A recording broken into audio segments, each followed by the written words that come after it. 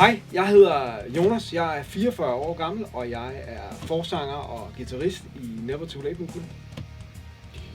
Og jeg hedder Carsten, og jeg er 52 år, og jeg er bassisten.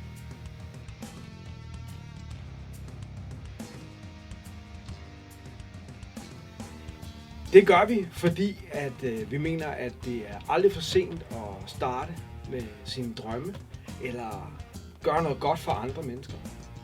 Og for vores vedkommende, så er det her sådan en kombination af begge ting, i forhold til, at vi elsker at spille musik, som er vores drøm, men vi kan også rigtig godt lide at gøre noget godt for andre.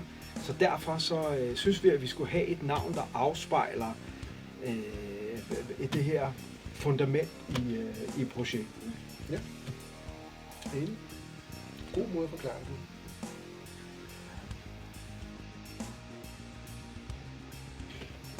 Ja, det var jo lidt en lidt sjov start, kan man sige. Det var jo vores børn, som blev kærester. De dreng og min datter. Og så, vi kendte jo ikke hinanden. Det er jo nogle år siden nu. Hvad er det nu? 5 år siden? 7 år siden. Ja. Jeg kan dårligt huske det. Og jamen så snakkede vi hurtigt sammen. Det var vi nødt til sådan i forhold til sådan nogle unge mennesker, der skulle være kærester. Så det kom helt naturligt, kan vi kalde det. Ja, det må man sige. Ja.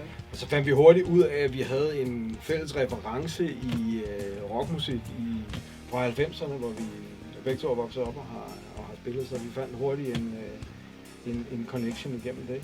Ja. Det endte med, at vi sad ude i vores drivhus derhjemme og snakkede i 2 timer, vil jeg tro. Noget i den stil der. Lige præcis. Ja, det var første gang, vi mødtes. Ja. Ja. Så glemte vi alt om unger, og så blev det rockmusik. Det gjorde det. Ja. Absolut. Og på et tidspunkt så fik vi talt sammen om, at vi begge to savnede det her med at spille rockmusik. Og så blev vi enige om, at vi skulle mødes hver mandag, når klokken den var 11. Og så skulle vi spille lidt, fordi jeg havde en periode, hvor jeg gik hjem, og du havde mulighed for det. Ja, jeg havde fri om mandagen. Om mandagen. Og så lavede vi det første nummer, som vi egentlig synes blev rigtig godt, og så lavede vi nummer 2, hvor vi bare begge to fik den der fornemmelse af, at okay, det her, det er altså... Det var en åbenbaring. Det var det, og du kunne mærke, at det bliver bare super fedt, det her. Og så er det vokset ind til det, som vi egentlig er i gang med i dag, og grund til, at vi også sidder her, det er at få kickstartet det her.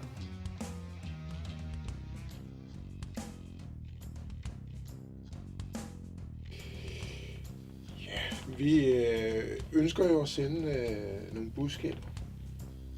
Vores tekster, de indeholder nogle vigtige budskaber for os. Vi ønsker at støtte forskellige områder i samfundet. Og nu har vi lagt ud med noget. Vi har lagt ud med psykiatri. Så det er jo i hvert fald noget af det, vi kan opnå. Lige præcis. Det handler om, som jeg forklarede om før, Never Too Late Movement. Det er aldrig for sent. Det er aldrig for sent at komme i gang med at gøre noget godt for andre. Og vi har noget igennem musikken, og vi ønsker egentlig at skabe nogle velgørenhedskoncerter og udgive vores musik, og forhåbentlig måske tjene lidt penge på det, som vi kan give videre og donere til menneskegrupper, som har behov for det, kan man sige. Ikke? Og vi starter med psykiatrien, som du siger. Og, ja.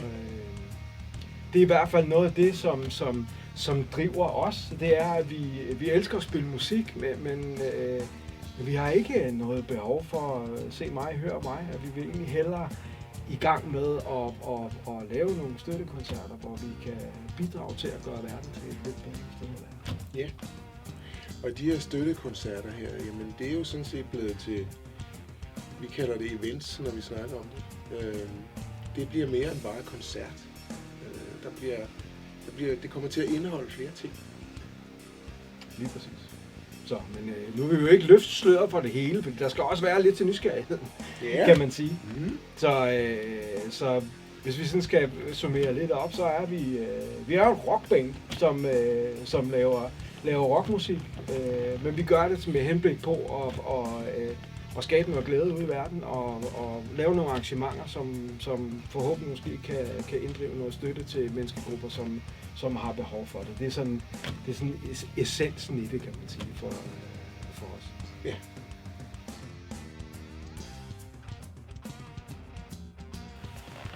Det er der i hvert fald, fordi at vi vil rigtig, rigtig gerne opfordre jer til at holde øje med Facebook og YouTube, fordi at vores første single, den udkommer ganske snart. Så hold øje. Det her, det er første skridt. Mm. Nu er vi i gang. Mm. Og vi synes, det er skidespændende, det her. Lige præcis. Og vi har en pisse sjov. Lige præcis. Og vi glæder os bare til at se, hvad det her det munder ud i. Så vi håber, at I vil være med til at støtte det her projekt. Så hold udkig. Vores første single, den kommer til at hedde Never Too Late. Follow the movement. Yes. See you.